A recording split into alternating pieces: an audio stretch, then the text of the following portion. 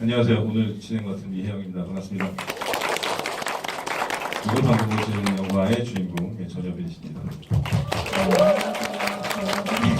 연기하고 맡았었던 전여빈입니다. 반갑습니다. 사실 지금 가장 화제작이고 해서 영화가 뭐 궁금했던 것도 있는데 저는 사실 오늘 GV를 하겠다고 제가 자청했던 건 정말로 여빈 씨랑 한번 대화해보고 싶어서. 영광입니다, 감독님. 네, 정말로 여빈 씨가 너무 궁금했어요. 이게 이 사람은 어떤 사람일까? 제 기억에 제가 여빈 씨를 처음 본 건 네. 솔리드, 인투 더 라이트 맞죠? 솔리드라는 되게 옛날 형들이 모여서 R&B 하는 그룹의 신곡이었죠. 네. 인투 더 라이트라는 그 뮤직비디오를 별 생각 없이 봤을 때 저 사실 약간 놀랐거든요. 그러니까 어떤 느낌이었냐면 약간 모르는 얼굴이다. 약간 이런 느낌이었어요. 이게 신인이라는 의미가 아니라 보통 이렇게 이미지를 이렇게 탁 두고 여배우를 탁 접하면 대략 어떤 카테고리의 여배우야, 어떤 카테고리의 미모야 이렇게 딱 순간적으로 규정이 되는 경우가 많은데 여빈 씨 같은 경우는 이 사람은 어떤 카테고리에 넣어야 되는 거지? 라고 그래서 잘 모르겠는 거예요. 이거 되게 예쁘고 되게 좋은데 잘 모르겠더라고요. 그래서 모르는 얼굴이다. 이 사람 약간 궁금하다. 약간 이런 느낌이었어요. 감사합니다. 제가 여지껏 들어봤던 말들 중에 제일 기쁜 말인 것 같아요. 그래요? 외모에 대한 그런 것. 그래요? 다행이네요. 네, 고맙습니다. 네, 근데 그때 솔리드 그 뮤직비디오 나왔을 때 아까 그리고 뮤직비디오 많이 출연했었죠. 다른 것도. 윤종신 선배님 이별톡이라는 네네네. 거에도 이동희 선배님과 함께 출연했습니다. 근데 그렇게 이제 그런 거는 연기를 하지만 이게 막 네. 대사가 나오다 그러지 않으니까 이미지로만 이제 딱 이렇게 보여주는 거잖아요. 근데 그때 그렇게 뮤직비디오가 나오고 했을 때 이미지로만 먼저 사람들한테 보여진 거니까 네. 그때의 반응들은 어땠었어요? 별로 뭐가 반응이 없었던 것 같은데. 피드백을 잘 안 보세요? 피드백이 없는 것 같았는데요. 아이 설마 주인공인데 그래요? 근데 솔리드의 그 노래가 별로 히트하지 못했죠. 네, 순위권에도 못 들었어요. 네, 좀 안타까웠어요. 네. 근데 아마 이별톡도 그랬었던 것 같아요. 네네. 솔리드가 옛날엔 진짜 날아가는 새도 떨어뜨릴 만큼의 인기였는데 신곡이 좀 안타까웠죠. 그러고 나서 제가 여빈 씨를 저 사람이 전여빈이구나 라고 딱 봤던 건 여배우들이 아니라 여배우는 오늘도 라는 그 영화였어요. 근데 그거는 영화를 다 보고 나서 그게 내가 솔리드에서 모르는 얼굴이다 라고 되게 좀 강렬하게 각인됐던 그 사람이 이 사람이라는 걸 영화가 다 끝나고 나서 한참 있다가 약간 반전처럼 뒤통수 얻어맞는 느낌으로 알았어요 나중에. 근데 그 여배우들에서 연기는 굉장히 좀 강렬하고 네. 준비를 좀 되게 사전에 좀 많이 하지 않았을까 싶거든요. 네. 이게 전사가 좀 있는 캐릭터잖아요. 그래서 네. 우리가 그 인물을 딱 마주할 때는 뭔가 이 사람이 사전에 뭔가 막 이렇게 감정적으로 여러 가지로 막 있다가 뚝 중간에 끊고 들어가는 느낌의 캐릭터니까 그때는 준비할 때 어땠었나요? 네. 그때 이제 이서영이라는 친구 어떤 친구냐 그거 이제 문소리 선배님이랑 이야기를 나눴었는데 이제 이 친구는 나름대로의 소신을 갖고 있는 거예요. 얘가 이제 무례하고 싶어서 기분 나쁘게 하고 싶어서 이 사람에게 직언을 하는 게 아니라 이 세상 그 서영이라는 친구의 세상 안에는 나름의 합리적인 자기만의 생각이 있는 거예요. 그러니까 가치관도 있는 거고 그래서 그런 행동을 하는데 상대방한테는 그게 예의가 없어 보일 수도 있는 거죠. 근데 이 친구는 그걸 기분 나쁘게 하고 싶어서 하는 사람은 아니다. 이제 그런 얘기를 해주셨고 이제 뭐 그런 이야기를 하다 보니 인물이 조금 이렇게 상상이 갔어요. 어떤 친구일 것 같다. 네네. 그래서 그 영화를 보면 보통 이제 영화는 보통 커트 단위로 화법을 만들고 커트 단위로 이제 감독은 자기의 연출 화법을 만들어내고 그리고 때로는 이제 배우의 연기도 영화적으로 만드는 게 사실 커트인데 그 영화는 커트가 거의 없죠. 그래서 사실 그냥 뻗쳐놓고 이렇게 상황을 만들어서 그냥 찍 그 느낌인데, 근데 그때 여빈 씨의 연기는 제 느낌은 그러니까 어떤 그 특정 대사나 특정 감정이나 네. 이런 것들을 준비했다기보다 그야말로 그 인물의 전체적인 큰 그림, 네.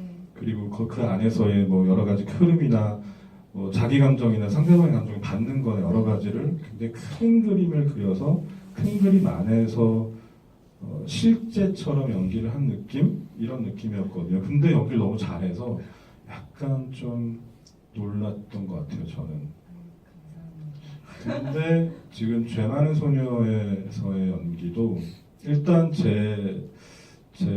이 영화를 보고서 처음 받았던 느낌은 조금 아까하고 조금 비슷하기도 하고 다르기도 한데, 일단 인물을 보여줄 때 인물을 보통 타이트하게 인물 가까이 들어가서 클로즈업으로 먼저 이 인물만 딱 떼어놓고 보여준다기보다 전체적인 상황 안에 있고 인물들 안에 있고, 그래서 뭔가 큰 그림 안에 있는 인물을 계속 보여준다는 느낌이었거든요. 네.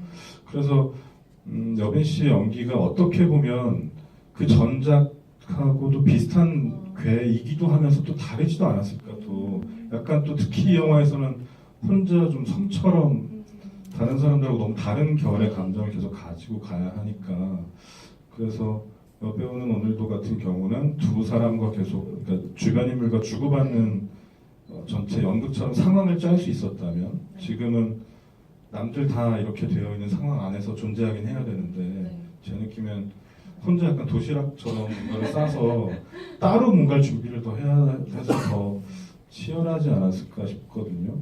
준비했을 때 과정이나 뭐 어려움이나 이런 것들이 좀 궁금했어요. 지금 감독님 얘기를 듣고 보니까 그 여배우는 오늘도의 이서영 캐릭터나 제 많은 소녀의 영희 캐릭터나 둘 다 되게 오해받기 좋은 사람들이었네요. 그런 생각이 문득 들었고, 영희를 만나기 위해서는 준비했던 것은 일단 되게 재밌었어요. 왜냐면 오디션을 볼 때부터 1차 오디션은 사실 조 감독님이랑 카메라 한 대를 대놓고 이제 뭐 영희 말고 다른 친구들도 많았잖아요. 4-5명 더 있었는데 주요 이제 학반 친구들이 그 친구들 역할을 이제 리딩을 하면서 오디션을 진행했고, 2차 때부터 이제 그 책을 받게 됐어요. 근데 역할이 정해진 것은 아니었고, 근데 2차, 3차, 4차 이렇게 진행이 됐는데, 감독님이랑 짧으면 3시간, 길면 한 4시간 정도 이야기를 나누는 오디션이었었어요. 이게 이 지문을 읽어봐라 이런 게 아니라, 저는 김희석 감독입니다. 뭐 이 글은 어떻게 해서 쓰게 됐고, 그래서 감독님이 자기 얘기를 이렇게 해주세요. 그러면 제가 이 책을 보면서 느꼈던 감정들 혹은 인물들에게 받았던 어떤 생각들을 또 어떤 시면에 묻어놓고 싶은 저의 기억들 같은 걸 이렇게 교류를 하려고 했던 것 같아요. 아마 가까워지고 싶었었던 것 같아요. 이 제 많은 소녀가 갖고 있는 그 무게감이나 죄책감을 저도 조금은 이해하고 싶습니다. 이해할 것 같아요. 라는 의사를 표현을 했던 것 같아요. 그런 식으로. 네, 그때부터 시작해서 영희를 만나기가 너무나 충분한 뭔가 시간이 저절로 쌓여졌다고 해야 될까요? 그런 것들이 이렇게 뭐 수채화가 덧칠이 되듯이 뭐 유화가 덧칠이 되듯이 차곡차곡 쌓여졌고, 4차를 보고 나서 이제 영희 역을 맡아주시겠냐는 연락을 받게 됐고, 그 다음부터는 정말 본격적인 감독님과의 이제 캐릭터와 그리고 이 극을 만나기 위한 준비를 했는데 그때는 정말 6-7시간 정도 대화를 하루에 그렇게 했던 걸로 기억합니다. 감독님하고요? 네. 무슨 얘기를? 정해지고 나서는 사실 시나리오를 한 장 한 장을 뜯으면서 그 문장이 갖고 있는 감정에 대해서 저희는 감정을 되게 많이 들여다보려고 했어요. 그 영희뿐만 아니라 영희가 느끼고 있는 다른 사람들, 뭐 경민모를 바라보는 거라던가 친구들, 뭐 한솔이, 뭐 유리, 뭐 다솜이, 그리고 또 누가 있지? 경민이, 뭐 그 친구들을 바라보는 과정, 그 모든 것을 얘기할 수 있는 모든 것을 서로가 얘기하려고 했었던 것 같아요. 네. 사실은 이 이야기를 다 보고 나서 머릿속에 한번 재조합을 하면 전체적으로 사실 쉽지 않은 이야기이고 그리고 겉으로 보여지는 것보다 속에 뿌리처럼 깊게 담겨있는 이야기가 굉장히 많고 특히 감정의 결들이 너무나 깊이 많이 있어서 좀 쉽사리 해석하거나 쉽사리 받아들이는 것보다 여러 번 곱씹었을 때 뭔가를 더 알게 되는 영화라는 생각이 들었는데 그 중에 특히 영이라는 캐릭터의 감정이 너무나 다양하고 너무 여러 가지여서 그래서 좀 계속 생각하게 되더라고요. 이 소녀는 그때 어떤 느낌이었을까랄지 전체적인 키워드를 예를 들면 죄책감이라고 해도 충분히 이 소녀의 어떤 마음이나 생각을 뭐 아우를 수 있을 것 같고 또는 분노, 복수심 굉장히 여러 가지로 한 단어로 키워드로 표현을 했을 때 굉장히 여러 가지로 해석이 될 수 있을 것 같거든요. 본인은 시나리오를 봤을 때 어떤 게 그녀의 키워드라고 생각이 들었어요?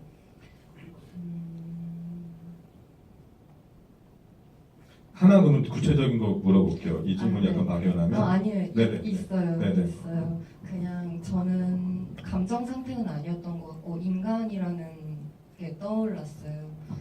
그 고등학생 때 읽었던 책 중에 그냥 뭐 논술 준비하면서 읽었던 책 중에 하나가 니체의 인간적인 너무나 인간적인이라는 제목을 갖고 있는 그 책이 있어요. 근데 사실 뭐 어렸을 때는 이제 논술 준비해야 되고 이러니까 당위성을 갖고 그냥 읽었던 건데 그걸 읽으면서 너무나 인간적인 인간이 뭐지? 진짜 인간을 인간답게 하는 게 뭐지? 그거에 대한 너무나 큰 뭔가 물음표가 생겨버렸어요 저한테. 근데 이게 막연하게 질문을 할 수는 있지만 명확한 정답을 내리기는 어렵다라는 것을 계속 그냥 배워갔던 것 같아요. 그런 질문이 마음속에 있으면서도 명확하게 답을 내릴 수가 없잖아요. 그러면서 진짜 뭐 정의란 무엇인가 뭐 이런 책이 있는 것처럼 정말 정의가 뭔지 도덕이 뭔지 그런 윤리는 뭔지 법은 뭐 왜 만들어졌는지 그럼 사람들은 진짜 사람들의 선함은 뭔지 악함은 뭔지 이게 너무나 상대적인 거잖아요. 그런 모든 것을 아우르고 있는 게 이 영화라고 생각을 했어요. 그러니까 인간인 건데 그 인간이라는 것 자체가 이 정의가 잘 안 되는 거죠. 이 성질에 대해서 그것을 떠올렸던 것 같아요. 인간의 선악이라고 해야 될까요? 네네. 그러니까 예를 들면 저는 그 죽은 소녀가 이제 마지막에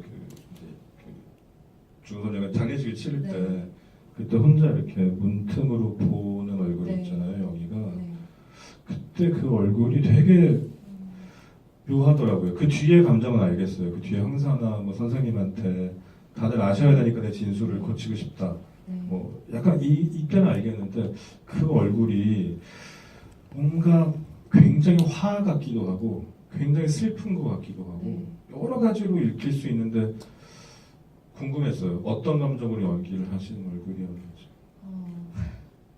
사실 그 표정이 되게 중요할 거라는 생각이 들었는데 어떻게 보면 그냥 배우가 생각할 때 이제 감독님이 고르는 거 말고 배우가 생각을 할 때 그 장면에서는 영희가 되게 불쌍해 보이는 표정을 지을 수도 있어요. 되게 보는 사람으로부터 하여금 연민을 일으키게 하는 눈에 눈물이 맺힌다던가 어떤 반성이 보인다는.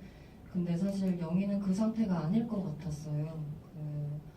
거대한 한멸을 느낄 것 같았어요. 이 돌아가고 있는 상황에 그리고 자기가 너무나 아끼고 소중해하는 경민이의 죽음을 바라볼 때도 그게 과연 믿어질까? 죽음이 죽음 그 자체로 다가올까? 그러니까 죽음을 낱말이나 어떤 상태로 어렴풋이 알고는 있지만 저 아이의 혼이 이미 떠나간 육신이 누워 있는데도 그걸 얘가 과연 그걸 느낄까라는 생각을 했어요. 그냥 어쩌면 거대한 화가 더 나지 않을까? 얘는 경민이에게 되게 화가 나고 있지 않았을까? 너 이런 식으로 나한테 행동할 거야 라는 치기 어린 마음부터 시작해서 자기의 마음을, 자기를 믿어주지 않는 사람들에 대해서 불같은 어떤 불같은 마음이 막 일어날 것 같았어요. 그러면서도 이런 마음이 일어나고 있는 자기 자신에 대한 한멸도 동시에 일어날 거라는 생각을 했어요. 아마 그건 죄책감이라고도 할 수도 있겠죠. 네네. 들으니까 훨씬 더 모호한 대답을 했지만 그래서 역으로 훨씬 더 명확해진 것 같아요. 네, 사실 저는 그 얼굴이 이 영화에서 굉장히 좀 중요한 대표 이미지라고 할 수 있는 그 영이라는 아이의 대표 감정이라고 할 수 있는 몇 페이지 중에 하나라고 생각이 들었는데 좀 아까 얘기한 것처럼 사실 그때 영희는 친구들이 새긴 약간 주홍글씨 같은 이런 멍이 눈에 있고 정말 죄 많은 소녀라고 이마에 낙인이 찍힌 것처럼 피해자 자기 혐오와 그리고 자기 엄밀한 어떤 끝을 달리고 있을 때인데 그래서 이제 좀 있으면 선생님의 형사들 앞에서 억울하다라고 계속 항변을 할 수밖에 없는. 근데 그때 만약에 경민이의 주검을 바라볼 때 조금 피해자 같은 느낌, 되게 연약하고 유약한 느낌이었다면 되게 선명할 수는 있지만 오히려 그럼으로 해서 영희를 더 선명하지 못하게 만들지 않았을까 싶은데 굉장히 뭔가 뜨겁고 뭔가 세고 뭔가 화와 분노와 굉장히 여러 가지 것들이 약하지 않은 아주 센 강도의 감정으로 얼굴에 있어서 저는 그게 굉장히 중요하게 영희라는 아이를 견인했던 감정이 아니었나라는 생각이 들어서 네. 여쭤봤고요. 또 하나 궁금한 건 뒷부분에 이제 그 경민이 어머니를 만나서 그 마지막 장면에 가깝죠. 거기서 내가 죽고 나면 이제 사람들이 물어볼 거다라고 이야기하는 그때도 약간 되게 저는 네. 복잡하게 느껴지더라고요. 여러 가지 감정이 느껴지더라고요. 자기 연민 같기도 하고 정말 어떤 차갑고 냉철한 복수 같기도 하고 혹은 그 어머니가 자기에게 그동안 그렇게 폭력적으로 했던 것에 대한 응징 같기도 하고 뭔가 되게 복잡한 느낌이었어요. 근데 그것도 쉬운 감정은 아니니까 뭐 촬영하러 가실 때나 아니면 프리프로덕션 때 감독하고 이야기할 때 이야기를 좀 많이 한 감정이 아니었을까 싶은데 네, 그 표정에 대해서도 감독님과 얘기를 많이 나눴었던 것 같아요. 그 표정에 담겨 있는 낱말로 이제 저에게 어쨌든 설명을 해주셔야 하니까 감독님은 그 낱말들이 한 8개 이상 있었어요. 그것들을 느끼려고 했어요. 근데 그거는 방금 감독님께서 말씀해 주신 것처럼 그 복합적인 모든 게 계속 스쳐 지나갔으면 좋겠다고 하셨었어요. 그 영희의 얼굴만 이렇게 카메라가 비출 때 그 영희의 느끼는 감정이 말했던 단어들이 스르륵 스르륵 계속 지나갔으면 좋겠다고 하셨었어요. 그래서 그런 감정들을 느끼려고 했던 것 같아요. 그 8개 단어 중에 생각나는 한두 개라도 있어요 혹시? 네. 환멸, 인간에 대한 환멸. 또 하나를 더 하자면 그냥 인간은 고장이 났다. 그냥 이게 근데 그 인간은 고장이 난 그 상태로 태어났다. 그러니까 우리는 이게 최선인데 고장이 나게 이게 만들어져 있는 그런 부품으로 조립이 되어 있기 때문에 이 정도밖에 될 수가 없다라는 거에 대한 환멸. 네네. 보통 이렇게 시나리오를 네. 이제 준비를 할 때 시나리오를 많이 읽는 편이에요? 아니면 시나리오를 읽기보다 그냥 전체 그림을 생각하는 편이에요? 사실 전체 그림을 더 그리는 편이었었어요.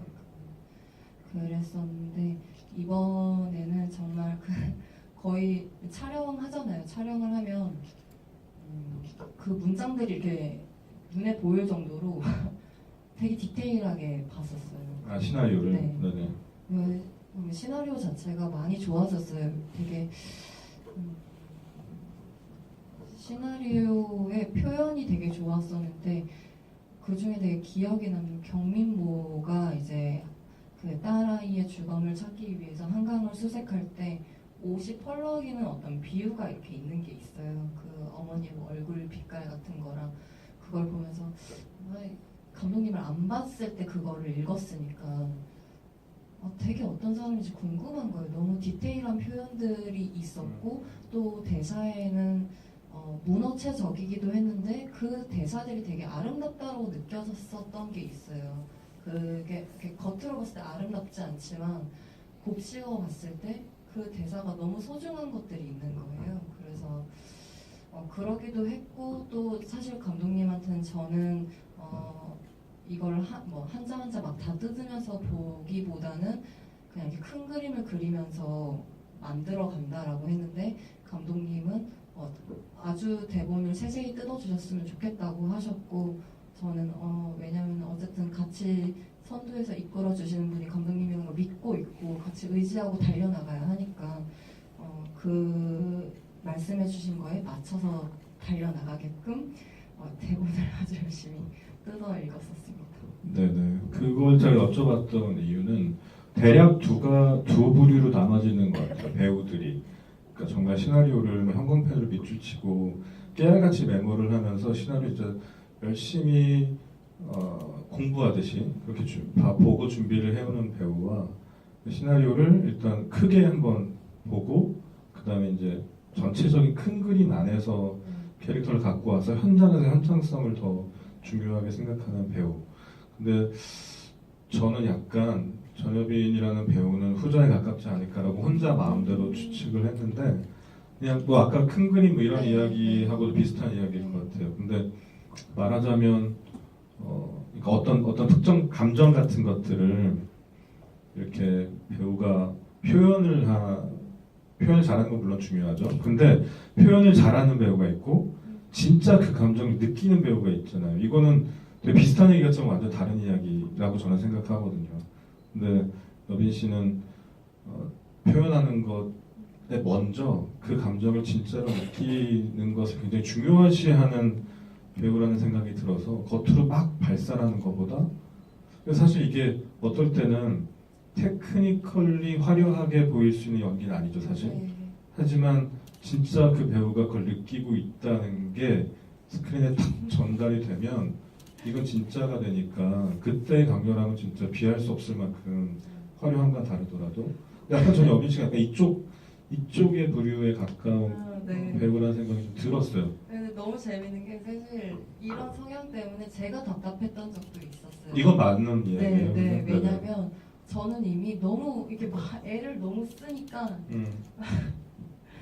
더 이상 힘이 안 나는 거예요. 이미 마음을 너무 써버렸으니까. 근데 그게 표현적으로 발휘가 안 될 때도 있다라는 것을 깨달았어요. 그러면서 이 표현의 어떤 발화, 테크닉적인 부분은 이제 내가 배우로서 계속 어쨌든 연마해야 되는 거겠구나라는 생각을 했었는데 감독님이 콕 집어서 말씀을 해주셔서 아니 그거는 근데 뭐 테크닉은 필요할 때가 있을 수 있죠. 그리고 특히 이제 영화보다 드라마는 좀 더 배우를 기다려주지 않으니까 드라마에서는 그게 조금 더 요구될 때가 있을 테고 영화도 예를 들면 상대 배우가 이제 어떤 배우와 연기를 하느냐에 따라서 때로는 영화도 못 기다려줄 때가 발생할지도 모르지만 중요한 건 이제 느끼는 거예요. 그거는 진짜 감독이 아무리 디렉션을 줘도 안 되거든요. 네, 그래서 지금 되게 좋은 이것도 말하자면 기술이라고 만약 말을 한다면 이거 진짜 좋은 기술 원래 갖고 있는 사람이구나. 저는 그것 때문에 사실 여빈 씨 너무 보고 싶었던 거였거든요. 그러니까 약간 이 사람을 만나면 어떻게 연기를 하는지가 너무 궁금하다. 근데 일단 그래서 제가 계속 이 영화에 대해서 감정에 대해서 되게 많이 묻고 있는 게 사실 감정을 하나하나 풀어나가야 사실 이 속에 있는 이야기의 서브텍스트나 주제나 여러 가지가 훨씬 더 잘 읽힐 수 있으니까. 일단 이 영화는 총 몇 회차 정도 촬영을 하셨나요? 가물가물해요. 이러면 안 되는데 가물가물한데 한 30회차 정도 찍었었고 저만 따로 하는 추가 촬영을 한 4-5번 정도 했던 것 같아요. 추가 촬영을? 네, 추가 촬영. 예를 들면 어떤? 그 맨 마지막에 뭐 불다리를 걸어가는 걸어간다던가. 근데 이게 확실하지가 않아서 이게 그랬던 것 같아요. 어쨌건 그 정도의 촬영 회차면 요즘으로 치면 많은 회차는 아니죠. 예, 물론 뭐 독립영화의 회차로 또 기준으로 하면 또 다른 기준을 또 들이댈 수도 있겠지만 그래도 장편 영화의 회차로 치면 긴 건 아니긴 한데. 감독님은 독전 회차가 어떻게? 독전이요? 네. 전 좀 오래 찍었죠. 좀 어려운 게 많아서. 제가 잘 몰라서 아직 이제 큰 영화 이제 막 달려 나가니까 네네. 잘 몰라서. 아, 독전은 회차가 75 정도였던 것 같아요. 그러니까 진짜요? 엔딩에 외국까지 다 합쳐서 아니 놀랄 게 아니라 그 정도 되게 빨리 찍은 거예요. 아 정말요? 우와. 아 그리고 그 요즘 상업 영화 12시간을 지켜야 되거든요. 아, 그러니까 집합했을 때부터 그럼 엄청난 지구력이 필요하겠네요. 사실 그 어쨌든 시간을 버텨야 하니까 감독님도 그렇고 아, 스태프들도 그렇고. 아니요 지구력이요? 네. 왜냐면 옛날에는 더 필요했을 수 있어요. 아, 옛날에는 12시간을 지키는 기준이 없었으니까 네. 뭐 24시간 찍을 때도 있고 뭐 30시간 넘어서 찍을 때도 이럴 때도 있으니 그래도 지구력이 필요하죠. 근데 감독한테는 집중력인 것 같아요. 뭐 비슷한 이야기일 수도 있는데 짧은 시간 안에 어쨌든 옥석을 가려내야 되니까. 근데 네 일단 그랬고요. 감독님 저 근데 궁금한 게 하나 있어요. 네.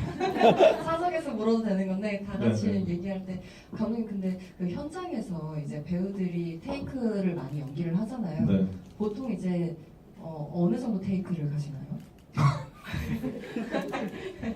영업 비밀인데. 아, 저는 적게 간다고 생각해요. 아, 네. 저는 적게 간다고 생각하는데 차승원 선배와 조진웅 배우가 네. 많이 간다고 하더라고요. 근데 아, 옛날엔 좀 많이 갔던 것 같아요. 전작들이나 전전작품에서는 좀 많이 갔던 것 같은데 평균적으로 저는 한 5번 정도인 것 같아요. 평균 5번. 네, 많이 가면 한 5번에서 한 7, 8번 정도. 적게 가면 한 2-3번 정도. 네. 그러면 이제 현장에서 오케이 컷을 뭐 딱 하나로만 정해 놓으시는지 아니면은 두 개에서 챙겨서 정해 놓으시는지. 저 같은 경우는 제가 약간 그런 결벽이 있거든요. 그래서 저는 어떻게 하냐면 저랑 그 영화 촬영하면 스크립 노트가 네. 되게 지저분해질 수밖에 없는데 저는 이렇게 오케이 해요. 예를 들면 뭐 죄 많은 소녀, 뭐 날카로운 시선 이런 대사가 있다고 쳐봐요. 네. 그러면 죄 많은 소녀 대사는 2테이크에서 어떤 부분을 쓰고 날카로운 시선 대사는 3테이크에 어디를 쓰고 그리고 뭐 엔딩의 얼굴은 4테이크 어디가 좋았어 이렇게 하면 스크립터가 이제 죄 많은 소녀 2테이크 오케이 날카로운 시선 3테이크 오케이 마지막 얼굴 뭐 5테이크 오케이 이렇게 쓰죠. 그러면 저는 정말 궁금한 게 그러면 그 것들이 사실 테이크를 갈 때마다 호흡이 일정치가 않은데 그게 네네. 다 붙게 되나요? 편집은 놀랍도록 어떻게 해도 붙어요. 네, 다 붙습니다. 네, 갑자기 뭐 예를 들면 카메라 이렇게 찍다가 이렇게 찍을 때 물구나무를 서거나 이러지만 않으면 웬만하면 다 붙어요. 물론 안 붙을 때가 있긴 해요. 그래서 배우들 연기할 때 이제 연결 맞추라는 얘기 많이 하잖아요. 네. 근데 이거는 뭐 여빈 씨도 어렵겠지만 진짜 연기 많이 한 사람들 되게 힘들어하거든요.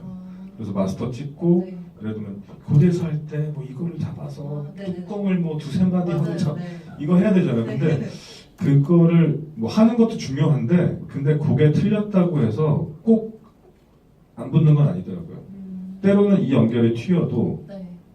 그냥 붙여도 될 때가 많이 있어요. 왜냐면 독전에서 봤을 때 이게 컷이 많이 나눠지는 것 같아요. 그래서 뭔가 어떤 리듬이 되게 빨라지는 것 같은 기분이 네네네. 들기도 하던데 그래서 궁금했습니다. 죄 많은 소녀의 선테이크가 대체가 어느 정도씩 갔어요? 제 많은 소녀에서는 일단 저희는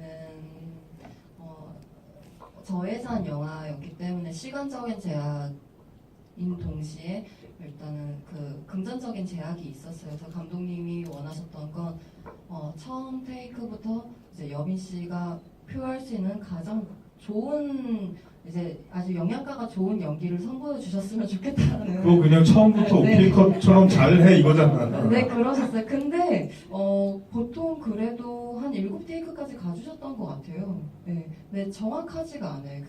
왜냐면 저는 어쨌든 계속 집중을 해야 된다라는 사명감을 갖고 있었기 때문에 어느 정도 테이크를 갔었는지는 모르겠고 그 추가 촬영 때 아마 그 굴다리를 걷는 그 걸어가는 그 장면이 테이크를 제일 많이 갔었던 걸로 기억하는데 그거는 그냥 뒷모습 이렇게 걸어가는 건데도 한 20테이크 갔었던 것 같아요. 그 엔딩에 그 걸어가는 그건 사실은 어려웠을 것 같아요. 그게 그것도 또한 고맙습니다. 알아주시다니. 아니, 그러니까 보고 나서도 너무 한참 동안 계속 그 장면이 계속 생각이 나더라고요. 이게 어떤 감정이라고 내가 받아들여야 하는지 잘 모르겠는 거예요. 그러니까 계속 저 소녀가 지금 어떤 감정인지 어떤 목표인지 쉽게 보면 그냥 죽었던 소녀하고 똑같은, 그리고 자기 죽음을 예고했으니까 그 길을 걸어가는 거잖아요. 그러면 자기가 예고했듯이 그냥 죽으러 가는 건가 라고 생각할 수도 있는데, 또 달리 보면 예를 들면 그 경민이 어머니한테 그렇게 이제 그 말하자면 뭐 환멸 같은 걸 표현하면서 나름의 응징을 했으면, 그렇다면 이제 그 자기가 반 아이들 앞에서 가장 멋진 방법으로 죽음을 완성하러 왔다라는 말에 그 죽음이 완성된 게 아닌가? 그러니까 그 어머니가 스스로 나이프로 자기 가슴을 찌를 때 이미 이 영희가 이야기한 죽음이 완성된 게 아닌가? 그래서 저는 모든 죽음을 완성한 후에 자기의 가장 많은 죄가 응축됐던 그곳으로 다시 가서 뭔가 새로운 출발을 하려고 하나? 완전히 반대의 해석이잖아요. 죽음으로 가느냐? 아니면 완전히 자기의 과거의 어떤 최정점을 다시 거슬러 올라가서 처음으로 돌아가고 싶어 하느냐? 어느 쪽으로 해석해도 좀 맞다고 생각이 되거든요. 뭐예요? 일단 감독님의 이야기 이렇게 해주시는 건 전 처음 들었어요. 감독님이 그 어머니가 자신을 해하고 그것으로 완성이 되느냐, 이 해석은 저는 처음 들어봤고, 또 새로운 출발이 그게 사실 죽음과 다시 뭔가 부활의 어떤 지점인 걸 수도 있겠는데, 너무 감사합니다. 멋있는 이야기를 만들어주셔서. 근데 김희석 감독님과 제가 얘기했었던 건 영희는 죽으러 가는 중이에요. 가는 중이고 아무도 그녀를 잡을 수가 없어요. 왜냐면 카메라마저도 따라오는데 영희가 따라오지 못하게 해요. 네. 근데 거기에는 사실 그녀의 한 이 정도 얼굴만 나와 있기 때문에 그 얼굴을 읽을 수가 없어요. 그렇죠. 표정을 읽을 수가 없죠. 네. 손 잡아달라고 눈물 흘리고 있을 수도 있고, 눈물은 안 흘리더라도 애절하게 바랄 수도 있고, 그 모든 감정이 있을 때, 그래 내가 이렇게 내가 그래 인간이다, 그래 내가 쟤를 안고 있지 못해서 발버둥치는 인간이다, 이 정도밖에 안 돼, 뭐 이걸 수도 있고, 아니면 이 세상에 대해서 어떤 소리 없는 고함을 치고 있는 것 같기도 하고요. 이 세상이라는 것 자체에 대해서. 또 달리 표현을 하자면 지금 그러니까 이 영화의 어떤 기본 설정이기도 하고 테마이기도 할 수 있는데, 우리가 타인에 대해서 쉽게 알고 있다고 생각하고 판단하고, 그럼으로써 우리의 심판이 매우 빨라져서 남을 오판하게 되는 그런 여러 가지의 부조리함에 대한 이야기라고 볼 수 있는데, 이 이야기를 그렇게 본다면 마지막에 이제 이 걸어가는 영의 뒷모습을 우리는 관습적으로 따라가면서 쟤는 이런 감정일 거야, 쟤는 이런 생각일 거야를 알고 또 다시 미리 심판하고 미리 재단하고 있는 우리에게 돌아보는 영희는 도저히 알 수 없고 해석할 수 없는 얼굴을 보여줌으로써 아까 얘기했던 그런 우리가 쉽게 속단하는 어떤 것들에 대한 역으로 다시 뭔가를 던져주는 게 아닌가라고 볼 수도 있겠죠. 네. 두 번째 이제 처음에 수화로 인사를 했을 때는 이제 관객님들도 그리고 그 안에 있는 반 친구들도 선생님도 모르는 언어를 하잖아요. 근데 두 번째 이제 영희가 한 번 죽고 다시 살아나서 학교에 왔을 땐 자막이 뜨기 때문에 얘가 어떤 인사를 했는지 그때 이제 비로소 관객님들도 아시고 관객님들은 알게 되시는 거거든요. 근데 그 순간부터 아마 얘가 어떻게 멋지게 죽을 건가라는 것을 아마 계속 기다리고 계실 수도 있어요. 그냥 저가 그냥 관객의 입장에서 봤을 때. 근데 되게 잔인하잖아요. 이 친구가 또 어떻게 멋있게 죽을지 그거를 기다리고 조망하고 있는다는 게. 그래서 한편으로는 그게 되게 소름 끼치기도 하더라고요. 제가 그냥 관객으로 볼 때. 그러면서도 정말로 그 기다린 사람들이 걸어가는 영희를 막을 수 있을까? 라는 생각이 들기도 했어요. 네네. 사실은 정말 만만치 않은 이야기를 하고 있는 영화라는 생각이 들어요. 초반에 너는 되게 나쁜 생각을 전염시키는 애래라는 그런 어떻게 보면 허황된 소문 이런 것들로 시작됐던 이야기가 실제로 나쁜 생각을 전염시키는 어떤 무서운 존재가 되어버리는 그래서 약간 뒤에 보면 뭔가 이 아이가 뭔가 무당 같은 존재가 돼서 아이를 뒤에서 막 조종하는 느낌도 들고 저는 특히 그 담임 선생님한테 하는 네. 그 복수가 되게 어렵더라고요. 아, 그럼요. 예, 이 해석이 되게 어렵고 되게 그것도 생각이 많아져서 네, 이거는 사실 감독님도 이제 단독 지도도 많이 하셨어요. 김희선 감독님께서. 근데 이 글을 쓰신 지는 지금 뭐 4, 5년 정도 됐고 촬영을 했었던 건 2년 전인데 이제 감독님이 지금 이제 관객님들을 만나는 입장에서 그 장면에 대해서는 사과하시더라고요. 왜냐하면 왜요? 사회적인 흐름이나 어쨌든 그런 추세에 절대 맞지 않는 장면이라고 그걸로 상처받는 사람들이 있을까봐 두렵고 걱정이 된다고 미안함을 계속 표현하셨고요. 만약에 지금 영화를 찍었다면 절대 그 장면은 집어넣지 않았을 거라고. 근데 그 당시 영화를 구상하셨을 때는 저도 왜냐면 저하고도 이제 시나리오에 대해서 많이 얘기하셨고 저희 현장은 또 여성 스태프님들이 많은 현장이었어요. 되게 독특하게.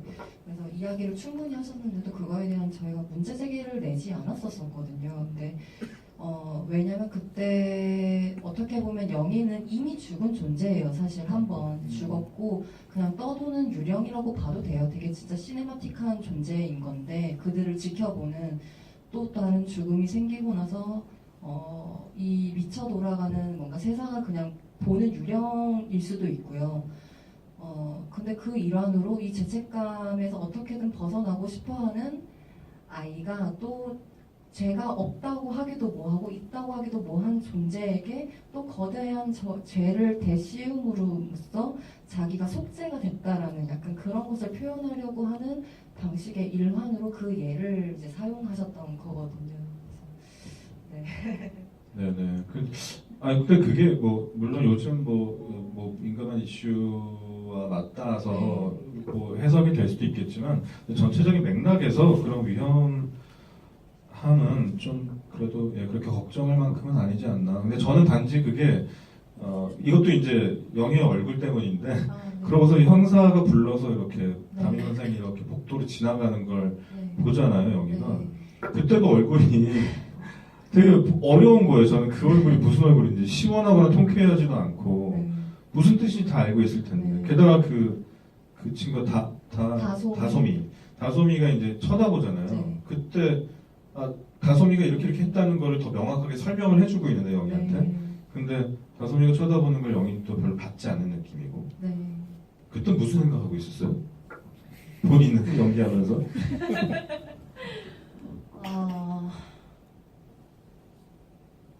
어려운 질문인가요? 영희는 죽고 싶었는데 못 죽었어요. 다시 살아난 게 엄청 치욕스러울 거예요. 왜냐면 어쨌든 그게 무슨 이유야 됐던 얘는 그 결단을 했었던 애고 증명을 하고 싶었는데 못했고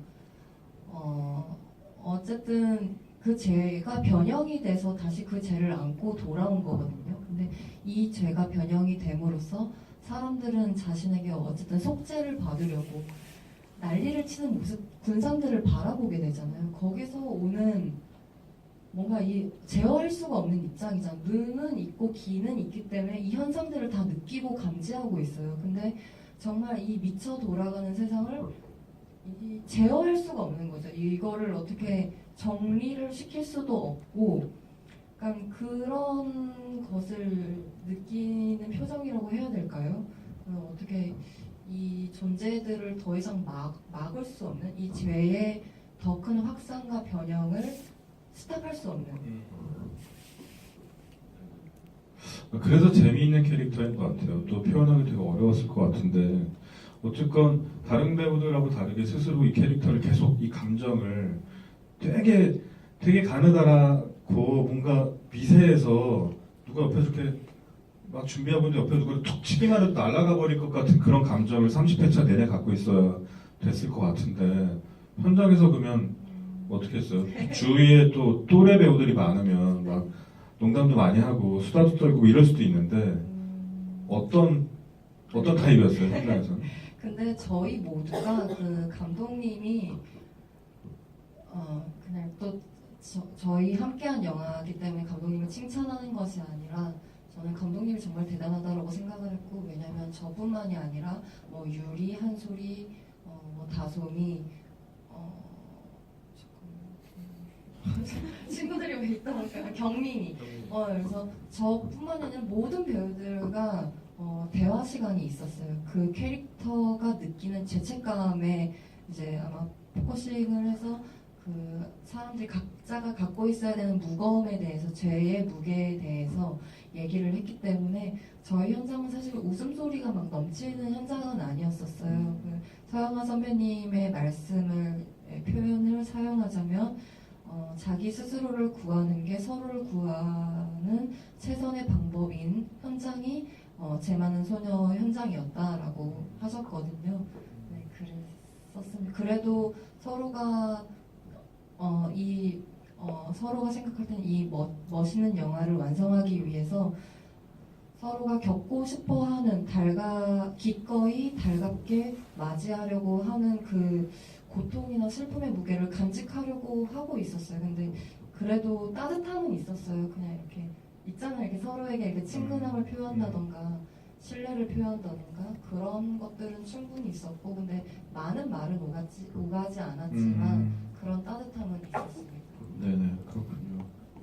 저희가 질문을 받아야 할 시간이 지났다. 어떻게 시간이 진짜 빨리 지나가네요. 죄송해요. 저 너무 떠들었죠? 시간 가는 줄 마이크 모르고. 드릴게요. 제 질문 있으신 분 손 드시면 여기 질문도 드셨는데. 저희 사인 포스터 준비했대요. 7개를 받아야 되는데. 예, 영화 제가 그 2번을 봤었는데요. 거기서 이제 한 가지 궁금했던 게, 보면 정민이랑 키스하는 씬이 한 번 있고, 네. 그다음 한수리랑 키스하는 씬이 네. 있어요. 거기서 둘 다 이제 영희가 하는 건 아니고 상대편이 다가오거든요. 아, 네. 그럼 영희는 실질적으로 감정적으로 어느 친구가 더 좋았던 건지 궁금합니다. 영희로서 노코멘트 해야 될 것 같은데요. 아마도 경민이를 더 좋아하지 않았을까 하고요. 한솔이에 대한 감정도 있었겠지만 사실 한솔이가 병실에 왔을 때는 굉장히 일방적인 키스예요. 그때 자세히 이제 3번째 아마 보시면 더 자세히 보실 수 있을 텐데, 영희는 입을 굳게 다물고 있어요. 그러니까 한솔이의 감정이 통해서 이제 어쨌든 그 뭔가 헌신적인 그런 자신의 그런 뭔가 속죄를 바라는 키스를 이제 영희에게 하고 있는 거거든요. 근데 잘 모르겠네요. 왜냐면은 경민과는 또 최근에는 가장 친하지 않았었고, 그 사건이 있는 날도 경민이를 만나게 됐었으니까 그러기 때문에 한솔이에게 마음이 있었겠죠. 그 중간이지 않았을까요? 네. 감독님 어땠을까요? 근데 저도 사실 그 이야기를 한번 언급을 해볼까 했는데, 제가 해석한 건요, 얘기 안 해줄 것 같죠? 제가 해석한 거는 그 중간에 이제 선우정아 씨 콘서트 갔던 그 비전 장면 있잖아요. 그때 이제 경민이 얼굴 이렇게 했을 때 그 검정색 오일 같은 거를 뒤집어 쓰는, 그게 뭐 말하자면 영희가 갖고 있는 뭐 죄책감이나 뭐 이런 것들을 표현한 걸 수도 있지만, 저는 그때 경민이의 두 뺨을 손으로 감싼 영희의 얼굴을 보면서 영희는 진짜 경민이를 사랑했구나라고 저는 생각했어요. 틀릴 수도 있지만. 근데 저는 경민을 사랑했다고 생각했어요. 네.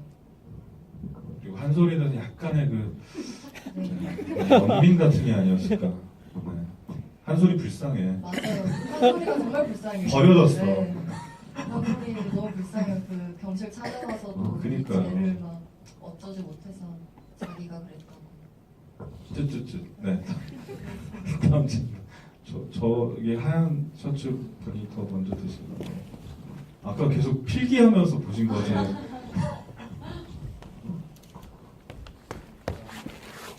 네, 안녕하십니까. 저는 얼마 전에 조그만 영화제에서 GV를 마치고 온 초짜 감독입니다. 네. 예, 안녕하세요. 네, 감사합니다. 사실 제 영화 볼 때도 필기를 안 했는데 이 영화는 필기를 엄청 많이 했거든요. 뭐 자기 영화 보면서 필기하는 사람 이상한 사람이야. 네, 그래서 사실 죄 많은 소녀 영화인데, 이제 아무래도 저는 이혜영 감독님 천하장사 마돈나 DVD도 샀고 팬이라서. 네, 감사합니다. 네, 그 뒤에 3편 더 만들었는데. 감사합니다. 감사합니다. 일단은 그냥 느낀 점 한마디 드리고 싶은 게 제가 그 전여빈 배우님을 보면서 되게 느꼈던 게 요즘 젊은 배우들은 액션을 많이 하려고 하다 보니까 이제 자기 차례가 되면 그러니까 뭔가 연기를 하려고 하다 보니까 리액션이 되게 부족한 사람들이 많거든요. 근데 정말 리액션이 너무 훌륭하셔서 정말 보는 내내 정말 빠져들면서 봤습니다. 너무 언젠가 꼭 저랑 작업해 주셨으면 좋겠습니다. 그리고 이영 감독님께 드리고 싶은 말은 이제 처음 시작해서 되게 조그만 영화제 이제 시나리오가 본선을 가고 그리고 엊그제 여기에 반의 반도 안 되는 관객들을 모시고 영화를 상영을 했었거든요. 지금 이제 시작한 감독이나 이제 후배들한테 하고 싶은 말이나 조금 어떤 열심히 하라고 한마디만 해주셨으면 좋겠습니다. 질문이 아니셨군요. 네. 뭘 필기하신 거예요? 장난이에요. 근데 여빈 씨 진짜 리액션 좋죠. 그래서 제가 생각할 때 이게 아까 너무 재밌어요 지금. 감정을 표현하는 게 아니라 진짜 느끼는 쪽이신 것 같다고 분류가 약간 리액션이나 이런 연기들이 진짜 이렇게 상대방 이런 게 왔으면 이렇게 약간 반사적으로 하거나 이렇게 기계적이나 뭔가 혹은 뭐가 주입된 그런 감정들이 아니라 진짜로 느끼기 때문에 나오는 얼굴들인 것 같아서 되게 훌륭하다고 생각했어요. 그리고 뭐요? 뭐 죄송합니다. 뭐 그냥 우리 모두 열심히 잘해보죠. 저 선배 감독님들 봐도 시나리오 쓸 때 다 힘들어하시고 다 이렇게 소화 잘 못하시고 위장병 걸리시고 촬영할 때 다 굉장히 오늘 찍은 거 다 망친 것 같고 내일 찍은 거 망칠 것 같고 맨날 그러면서 악몽 꾸고 뭐 다 똑같더라고요. 편집할 때 막 내가 찍어놓은 거 내가 이렇게 쓰레기를 낳다니 뭐 이런 느낌 들고 개봉할 때 되면은 막 악플 하나하나 다 찾아 읽으면서 다 상처받고 다 똑같더라고요. 그리고 그거는 제가 이제 처참한 흥행 실패와 흥행도 다 해보니까 흥행을 실패할 때랑 흥행을 할 때랑 받는 상처의 크기는 똑같은 것 같아요. 그래서 어차피 이거는 후배, 선배 이런 선후배 정말 막론하고 상관없이 그냥 우리 모두가 그냥 영화는 힘들잖아요. 그러니까 열심히 파이팅. 감독님 저 감독님도 얼른 하나만 질문. 네네네. 그러면 감독님은 이제 흥행에도 성공하셨고 이제 그러셨는데 네네. 그러면 그 다음 작품의 그 무게감은 혹시 그 부담감이랄까요? 그건 어떠신가요? 그러니까 주변에서 흥행하니까 다음 작품 되게 쉽게 빨리 선택할 수 있지 않느냐, 그리고 뭐 엄청난 시나리오가 네. 들어오지 않느냐 하는데 똑같은 것 같아요. 모든 것이. 그러니까 흥행을 실패했을 때 주변에서 제안 들어오는 것과 제가 하는 고민의 크기와 차기작에 대한 부담감과 막연함과 이런 것이 정말 그건 똑같은 것 같아요. 똑같은 크기의 고민이 되고 똑같은 크기의 중압감과 똑같은 크기의 자신 없음과 똑같은 것 같아요. 이거는 뭐 계속 되지 않을까 싶어요. 그리고 주변에 선배 감독님들을 봐도 거의 비슷하신 것 같고 그래서 억울함은 별로 없다는 힘들지만 나만 혼자 이렇게 힘든 게 아니에요. 이런 느낌. 또 질문을 빨리빨리 받아야 여기 여기 앞에 좀 같이 오신 거예요? 아니요. 아니세요? 되게 닮으셔서 죄송합니다. 낯익은 얼굴이시네요. 근데 낯익은 얼굴 많이 보이세요. 안경이 둘이 네. 영화 너무 잘 봤고요. 영화를 보면서 감정의 외줄타기를 하는 것 같은 느낌이 되게 많이 들었거든요. 밑에 에어백이 없이 아무 안전장치도 없이 왜냐면 카메라 앵글도 너무 많이 흔들리고 있고 그래서 이 영화 찍으면서 되게 많이 힘드셨을 것 같다는 생각을 먼저 했었고 질문 드릴 거는 어떻게 보면 한소리 때문에 이 모든 일이 한소리가 진술을 안 했기 때문에 이런 일들이 다 일어났다고 저는 생각을 하는데 그렇다면 왜 그러니까 다른 인물들한테는 일종의 약간 복수 같은 걸 하나씩은 다 했었던 거잖아요. 친구들한테도 그렇고 담임 선생님한테도 그렇고 경민이 엄마한테도 그렇고 근데 왜 한소리한테는 복수를 하지 않았을지 그게 너무 궁금해요. 명희는 직접적인 복수를 아무에게도 하지 않았어요. 복수를 한 건 자기 자신에게 했어요. 자기 자신에게 죽음을 택함으로써. 근데 그게 복수인지는 모르겠어요. 버거움 같은데 사실 죽음으로 복수가 될까요? 그 된다라고 생각했을까요, 영희가? 왜냐면 경민이가 그렇게 죽어버렸잖아요. 그게 그 상태 뭔가 그 하나의 상실로 벌어진 이 거대한 폐허가 돼버린 이 현상들을 보면서 그게 복수라고 영희가 생각했을까요? 그냥 마음이 왔다 갔다 했을 것 같아요.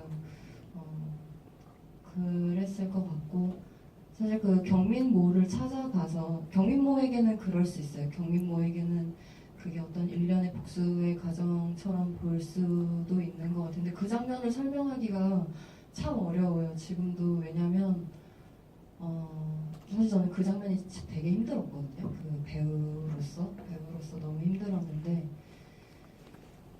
그때의 감정이나 상태를 정리하기가 아직도 너무 버겁고 정리를 또 제 안에는 나름의 정답이나 길을 닫고 한 연기임에도 불구하고 관객님들을 만날 때 이게 그랬어요 라고 얘기를 절대 못하겠어요. 그게 네, 제 말이 이상한 어떤 결론이 돼버릴까봐 그걸 가장 경계하고 있기도 하고 감독님과 정말 마지막 촬영 때까지 했던 얘기가 우리가 영희 그리고 이 영희와 함께 있는 사람들 이 한 명 한 명을 안다고 생각하지 말자고 우리 계속 알아갔으면 좋겠다고. 근데 마지막 촬영 날에 그 얘기를 저한테 해주셨어요. 네. 근데 이 얘기는 중간에서부터 했는데 마지막에 또 진짜 촬영 다 끝나는 날 그리고 다 쫑을 내고 이제 걸어가면서 저에게 나눠주셨던 말이거든요. 근데 그 말이 너무 아프면서도 고마운 거예요. 이 사람이 이 영화를 진짜 피 흘리며 이렇게 감당해내는 심정이 어떤 심정인가를 다시 생각해보게 됐어요. 네, 그래서 여기까지 하겠습니다. 네네. 근데 되게 말을 듣다고 너무 재미있는 것 같아요. 네, 고기 드릴게요. 네.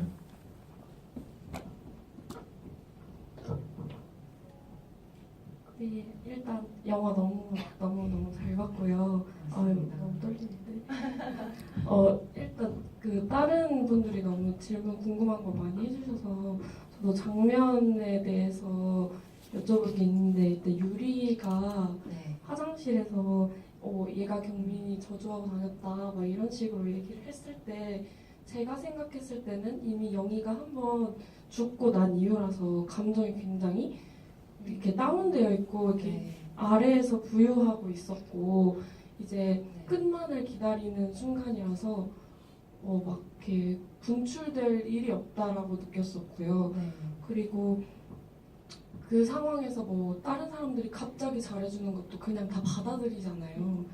그랬는데 갑자기 뺨을 때리는 게 저는 조금 굉장히 그 전에도 감정이 분출이 없었던 캐릭터인데 굉장히 센 감정을 나타내는 것 같아서 조금 신기해하면서도 그럼 이것도 하나의 그 감정 그 지켜보는 사람들에 대한 그냥 반응을 해주는 건가? 라는 생각이 들었는데 배우님은 어떻게 생각을 하시고 연기를 하셨는지 좀 궁금해서. 그 장면 사실 모든 장면이 감독님과 저희 연출님과 아주 디테일한 이야기가 진행이 됐었는데 사실 유리라는 캐릭터는 이 영화에서 영화상의 캐릭터 중에서 가장 솔직한 사람이에요. 이 친구는 감정에 우회가 없어요. 굉장히 직선적이고 자기가 믿고 있는 것, 옳다고 생각하는 것을 그대로 가감없이 실천하는 사람이에요. 그러니까 영희가 처음에 진짜 경민이 죽였다 생각했어요. 그래서 얘를 처단해야겠어.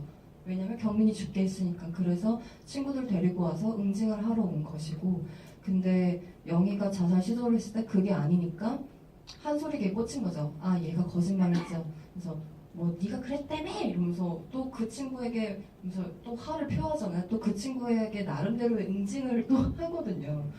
그러다가 또 이 영희가 학교에 돌아왔을 때 아마 유리는 또 수소문에서 찾았을 거지. 그러면 진짜로 다솜이가 와서 소문을 퍼뜨리잖아요. 뭐 그런 애가 있었대, 저주한 애가 있었대, 뭐 나는 용서해준대 이러면서 어떤 또 소문을 퍼뜨려요. 근데 그 소문이 영희가 정말로 말을 했을지 아니면 다솜이가 자기는 괜찮은 척 하고 싶어서 이야기를 퍼뜨리는 건지 아무도 몰라요. 그거는 모르는 것인데 어쨌든 유리는 그 얘기를 들었으니까 그 사람을 찾아낸 거죠. 그 희생양을 책상에다가 어떤 한 아이가 자기가 찔려서 아니야 하다가 내가 그랬어 라고 그래 너였어 이러고 데리고 온 거예요. 영희 앞으로 정말로 그냥 믿은 거죠. 이 아이가 그런 걸 했다고. 근데 영희 앞에 놓여졌을 때는 영희는 자기가 이미 그 재물로 이렇게 받쳐졌었던 사람이니까 이미 한번 이 제가 완전히 왜곡이 돼서 이 아이들 사이에서 완전 유령처럼 돌고 있는구나. 그러기 위해서 이 죄를 끊어내기 위해서 그 아이의 뺨을 사정없이 때린 것 같아요. 그리고 사실 이 아이를 용서해 줄 수 있는 건 아이를 그 맞은 아이를 아우르고 있는 바라보는 친구들이 아니에요. 영희가 때리고 영희가 다시 안아줘야 그 죄가 이 친구들은 이제 사라진다라고 믿고 있거든요. 왜냐면은 죄의 대가로 영희가 죽고 살아난 거니까. 그래서 어떻게 보면 퍼포먼스를 한 거죠. 영희는 이 미친 세상을 막기 위한. 네네. 거기 제일 뒤에 드릴까요? 아까 계속 네. 네, 감사합니다. 일단 학교에서 며칠 전에 이런저런 얘기하다가 요즘 가장 눈에 띄는 배우 중에 전여빈 배우가 있다고 막 얘기하고 제일 많은 헌혈 얘기했었는데 이렇게 갑작스럽게 GV를 통해서 만나게 돼서 너무 아유, 와주셔서 영광이고요. 감사합니다. 제가 드리고 싶은 질문은 처음에 영희가 죽음을 택했을 때는 뭔가 자신의 죽음을 통해서 해방되거나 벗어나기 위해서 혹은 자신의 결백을 증명하기 위해서처럼 보였다면 네. 두 번째 죽음은 경민모를 마지막에 만났을 때 얘기했던 것처럼 내가 한번 죽어보니까 알겠다. 그 애가 왜 그렇게 했었는지. 그래서 자신의 죽음을 통해서 자신의 희생을 통해서 경민이의 죄나 혹은 경민이에게 가해졌던 죄를 주위에게 알리는 혹은 뭔가를 전해줄 수 있는 수단으로서 택했다고 느껴졌거든요. 영화를 보면서. 그러면 만약에 이제 배우님이 영이었다면 네. 그런 생각을 가지고 죽음을 향해 계속 달려나가는 중에서 네. 결국에 마지막에 그 멋진 죽음을 실현시켰을지 아니면 중단에 포기를 하셨을지. 제가 영이었다면. 네. 만약에 제가 그랬다면. 네. 사실 이 촬영 중에 감독님한테 그런 얘기를 한 적이 있어요. 저는 되게 사는 데 있어서 사실 어떤 때는 사는 것 자체가 되게 버거울 때가 있었어요. 어떤 막 그 뭐랄까요 엄청 거대한 슬픔이 있는 것도 아닌데 삶의 형태들이 다 너무 버거운 것 같고 되게 슬픈 것 같이 느껴질 때가 있었어요. 그때 근데 죽을 용기는 안 나는 거, 죽는다는 것 자체가 너무 무섭고 내 몸을 해할 만한 용기도 없고 그래서 저는 사실 마음은 이미 되게 죽음에 가까운 사람이라고 저는 생각을 했었거든요. 제가 되게 근데 이 영화를 찍으면서 느꼈어요. 제가 되게 살고 싶은 사람이라는 걸 알게 됐어요. 그래서 감독님한테 감독님 저가 되게 살고 싶은 사람이었나 봐요. 이 얘기를 했거든요. 왜냐면 걸어가지를 못하겠더라고요. 다리가 후들후들 떨리고 손이 막 부들부들 떨려요. 걸어가야 되는데 막 친구들이랑 다투게 됐을 때 억울한데 몸이 어쩔지 모르겠을 때 막 부들부들 떨리는 거 아세요? 그런 것처럼 막 부들부들 떨렸어요. 진짜 걸어야 되는데 너무 무섭고 감당이 안 되는 거예요. 그 죽음으로 뭔가 직진한다는 걸음이. 그래서 그걸 느꼈고 그냥 인간 전여빈으로 말을 하면 사실 삶을 살다 보면 이런저런 일을 겪으니까 좋은 사람들도 많이 만나겠지만 미운 사람들도 만날 거 아니에요. 그러면 어쨌든 내 안에 미워하는 감정이 생길 때가 있는데 누군가를 미워하는 게 되게 힘든 일이라는 걸 알게 됐어요. 그 미워한다라는 에너지가 나 스스로를 망칠 수도 있구나라는 것을 알면서 사랑이 뭘까, 용서가 뭘까, 막 그런 거에 대해서 생각을 해봤었던 것 같거든요. 저는 잘 모르겠어요. 영희의 상황이 된다면 사실 영희는 죽고 싶어서 죽는 게 아니라 어쩌면 사람들이랑 현상들이 그녀를 벼랑 끝으로 몰아간 걸 수도 있어요. 영희는 살고 싶을 수도 있어요. 그렇기 때문에 세모? 영희는 자기가 완전히 자진한 죽음은 아니었을 거예요. 어떻게 보면 살고 싶은데 진짜 거대한 태풍이 몰려와서 그녀를 집어삼키고 있는 걸 수도 있어요. 근데 아무도 도와줄 수 없는 그런. 네. 네네. 마지막 질문 한 분만 더 받으시면 여기 드릴게요. 그 영화를 볼 때마다 되게 복잡해지면서 이 영화를 되게 좋아하게 되는데 그 제가 제일 좋아하는 장면 중에 하나가 오프닝에서도 나오고 이제 영화의 가장 중요한 전환점이 되는 수화 장면을 되게 좋아하는데 네. 수화 장면은 어떻게 보면 알아듣는 사람이 아무도 없는데도 되게 무서운 선언 같은 걸 하는 장면이잖아요. 그 장면에서 영희가 어떤 감정으로 그렇게 반 아이들 앞에서 이야기를 했을지 전여빈 배우님의 생각 한번 들어보고 싶습니다. 일단 사실 그냥 그 영희 감정 말고 그 씬을 저는 굉장히 또 좋아하는데요. 왜냐면 언어라는 거, 소통을 한다는 거. 우리는 지금 뭔가 한국어로 소통을 하고 있잖아요. 근데 정말로 제 대화가 온전히 여러분들에게 100% 이해, 뭔가 서로가 정말 소통하고 있는 건지 소통을 하고 있다고 생각하지만 제 말을 정말로 100% 이해, 우리가 서로 이게 뭔가 소통이 되고 있느냐는 모르는 일인 거예요. 하물며 같은 언어를 쓰고 있는 사람도 이런데 영희는 언어를 잃어버린 사람이잖아요. 언어가 있는 사회에서도 이미 소통이 실패했어요. 실패했기 때문에 죽음을 택했는데 죽음을 택하고 난 다음 의도치 않게 살아났는데 다시 얘는 소통을 해야 돼요. 그러기 위해서 어쨌든 정말 배우고 싶지 않았을 거예요. 살고 싶지도 않았을 거고 그러기 위해서 그 언어를 다시 배우기 위해서는 그 영희의 마음이랄까요? 되게 굉장히 굴욕적이었을 것 같아요. 어쨌든 절대 도달할 수 없는 소통을 얘는 하려고 하는 거니까. 근데 결국 막혀 있는 거죠. 뭔가 빈 벽에 절대 통할 수 없는 소통을 하고 있는 거니까.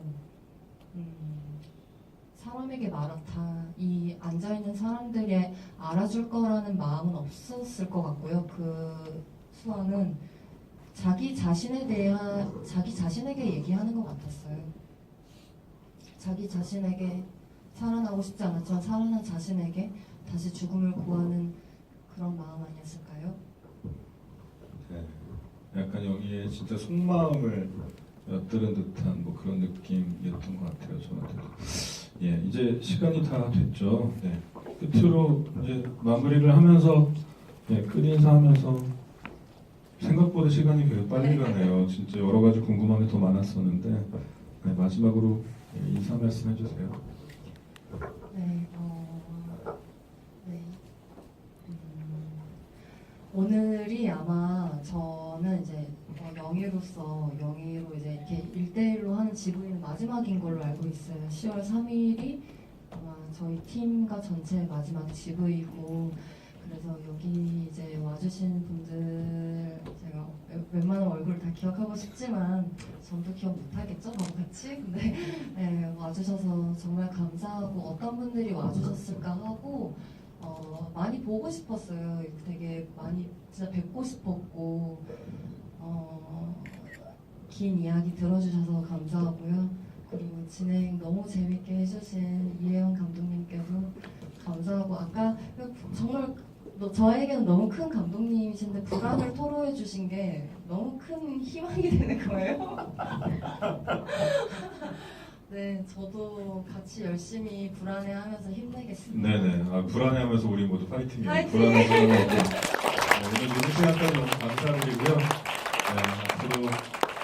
보셨다면 입소문 많이 내주시고 죄 많은 소녀 더 많이 끌어안아 주십시오. 감사합니다.